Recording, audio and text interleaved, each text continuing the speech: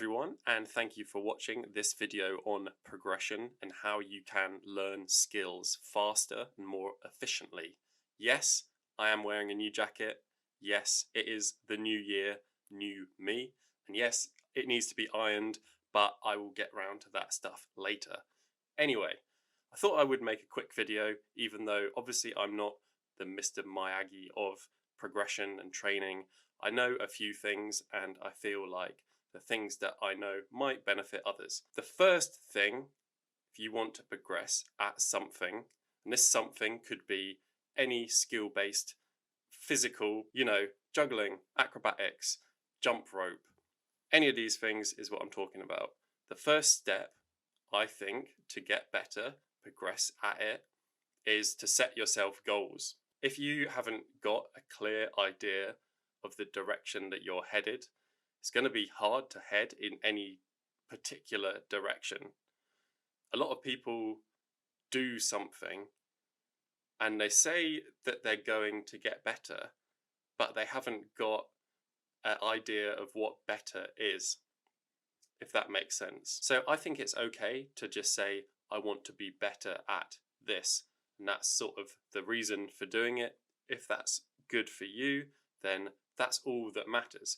But to improve progression, you need to know what being better is. What does that translate to in terms of actual physical skill or action? Juggling, for example, you could say, I want to be a better juggler. But what does it mean to be a better juggler? You need to think about it, for yourself. And then you could say a better juggler does 7 balls. Good juggler does 7 balls. That's a really good, decent target to set yourself. And then from there, you can create smaller goals, smaller targets, but they all lead to the bigger thing.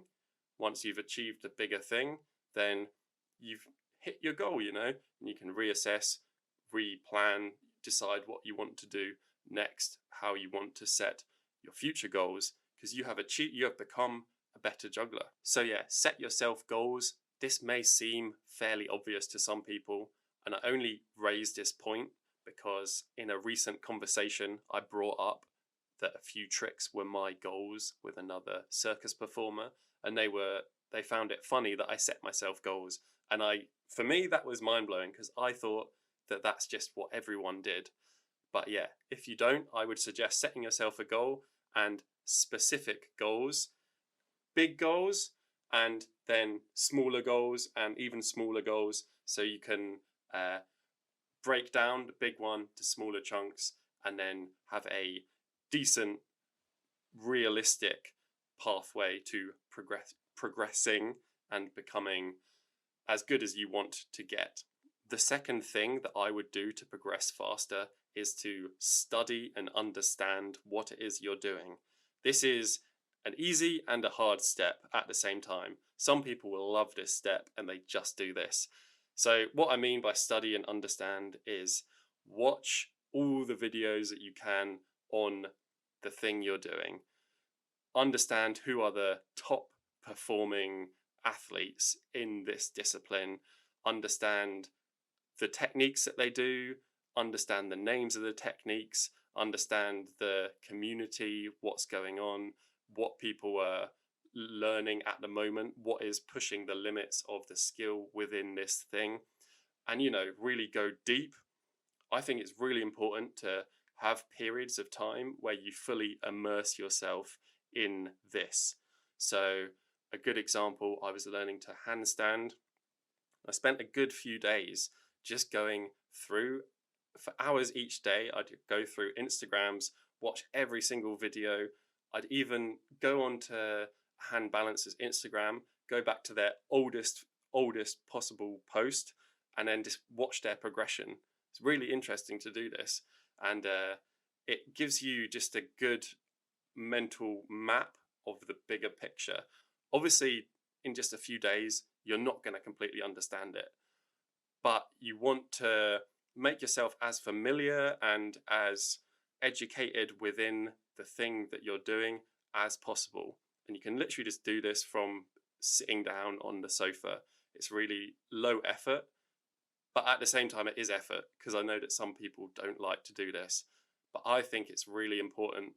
And then you don't need to go to a training session and then, watch videos for inspiration or not know what you're doing. This sort of thing. I think it's good to just separate the two practices. But the next point leading on from this is to not obsess over studying and understanding. There's always that guy or girl in anything that you do where they're not very good, but they love watching the videos. They love knowing what you're doing wrong. It's the coach that doesn't really do it themselves, and they love to be the Mr. Miyagi. Don't be that person. Don't obsess over it. And it actually can hinder your progress if you obsess over it too much, because not everything is about understanding. It's important to do it, but to not think it's all this. You cannot learn a physical thing just by thinking about it and knowing everything in and out. You have to do it. So yeah, leading on from this, you have to practice the skill, and you will have to accept that you're going to go through phases of being completely useless, failing over and over again. And this is an unavoidable stage. This is the process of learning something. And everyone has to go through it, even if you don't see, this master going through these things. And you might think, oh, it seems like they can just do things, but you are not understanding their process. They've gone through, it's unavoidable to not go through this. And this is one of the biggest problems that people get that obsess over the learning.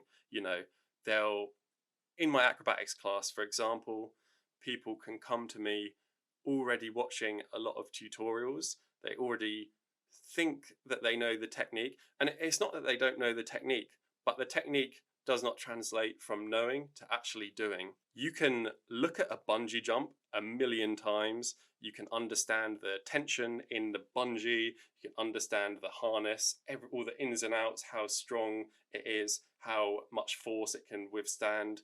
You can understand the biological processes of plummeting through the air, why your stomach feels like it's going up and you feel butterflies, or whatever it is. You understand all of this stuff, but it is not the same as doing a bungee jump.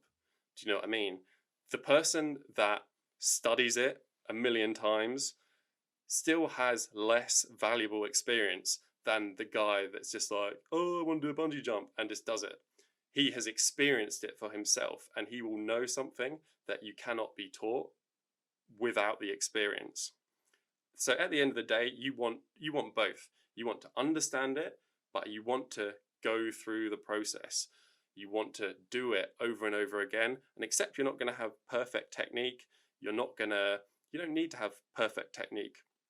Completely different thing. Muscle-brain connection to just thinking about stuff. Another example, you could watch a video of somebody playing the piano. You see the exact keys that they press. You watch it in super slow motion.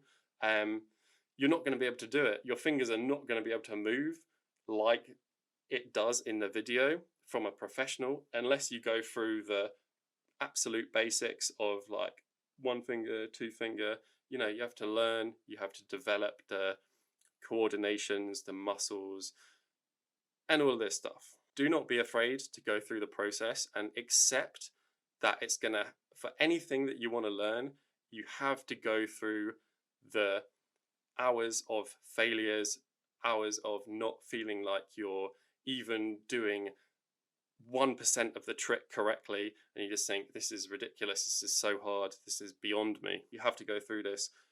If you try and avoid this, if you're afraid of failing, afraid of looking silly at the training space in the session, then you're not going to progress fast at all, and you're probably going to be limiting yourself for the future. You have to think in terms of years, months and years, and you in a year will wish that you went through that time of feeling like a loser, basically. Next thing, I do think it's important to constantly analyze yourself and look at your progress and try and understand what's going on. It's not a case of just learning it and then doing it and then progressing. It's a constant journey, balancing all of the things at once. You're always learning, you're always practicing physically, you're always, trying to improve yourself in all different ways all the time, basically. So I would definitely recommend apps like Coach's Eye, or even just like the slow-mo feature on phones or on YouTube, to really film yourself, look at what you're doing, analyze it and compare it to others. Just one example, but always have in your head that you are your own teacher, as well as any actual teachers you may have. Your progress is within your hands. Your understanding can be improved if you make this effort. Next thing is do the 1%. By 1%, I just refer to all the things that help, and they help, but maybe you don't do them. And this is, eating a good diet, sleeping for 8 hours a night, making sure you are hydrated adequately, little things, literally the 1%, but they can all add up to make a big difference. And, if you are severely dehydrated, I'm sure this is going to affect you more than just 1%, but you understand what I'm saying. And this is also strength and conditioning, flexibility, depending what specifically the discipline in question is. There's always this, let's talk about jiu-jitsu. There's always someone at the end of the session who's like, oh, I should stretch, but I can't be bothered. Or, you're talking to someone and you're like, oh, do you do stretches? And it's like, oh, no, I should do it. It's like, yeah, you should do it. And you know that you should do it. And it's your life, no? It's your skill. I don't care if you don't stretch. I want to be better at it, and I will. Do you understand? Like, there's a lot of things that you just, oh no, don't do that. But when you actually think about it, it's you that is losing out from this stuff. It's not a good thing to say, oh, I don't stretch. It's like, oh, I should sleep more, but I can't. If you actually can, then it's like, final point for this video, might make this into a part 2 if any of this stuff is useful to anyone. Could just be ramblings, or it could be, quite obvious stuff. I'm not sure. Last point is try and maximize your enjoyment. So mix up your training sessions. Remember that it's not all about getting really good and achieving your goals. Obviously, that's what I think you should be working towards, but you don't want to do this at the cost of no longer having a nice life, if that makes sense. So find the balance. If you're working obsessively on one thing, mix it up. I like to do things in periods of several week chunks. So if I'm obsessing over a certain trick or a certain thing, then just do it for a bit of time. Don't just do it until you learn it, because sometimes the rest period may be useful. And by rest, I just mean change your training, like mix it up in some way. As I said earlier, it's a constant lesson. You're on a constant journey, and this includes seeing what training methods work best for you. It might be better for you to train a certain skill, just one skill for one session, do that every session for like 5 weeks. Or it might be better for you to mix up with a few skills, just do it for a couple of days, then do a couple of days of another skill, and then rotate it like this. I don't know, there's a million different examples, but what I'm saying is try each one for a decent amount of time and understand what works for you. If you don't understand, keep experimenting. Don't experiment too much to the point of you don't ever settle in any routine. Give each thing a good amount of time to see if it works, see if it progresses over the weeks, If not, change it up. There's no harm in doing this. Last point in terms of enjoying yourself would be involve yourself in all aspects of the thing you're doing, whether this means just Instagram, connecting with people on Instagram, using the hashtags, going on a forum, trying to talk to different people that do it, going to live events, actually meeting people in training spaces. Really depends on what you're doing. There might be events, there might be, community events, things like this. Just try and involve yourself in all aspects. When I was a tricker, for example, and I did this a lot, going to gatherings was really good fun. Going to battles was really good fun, and it was definitely motivating. It changed my training from just going to the gym every day. It was a welcome change. Really great to get involved with the community. I would definitely recommend it. If there's something that other people do in your sport or your hobby, whatever, that you're not doing, give it a go. You might actually really like it. You might be surprised in what helps you. And yeah, I hope you guys enjoyed this video. Please leave me a comment letting me know if any of these points were useful or not. Also, if you have any requests, any questions, anything that I probably should have covered in this one to do in the next one, please let me know in the comments. Like the video if you like the video. Subscribe to my channel for regular videos like this. I do aim to make a new video every single week, and have a lovely day. See you next time.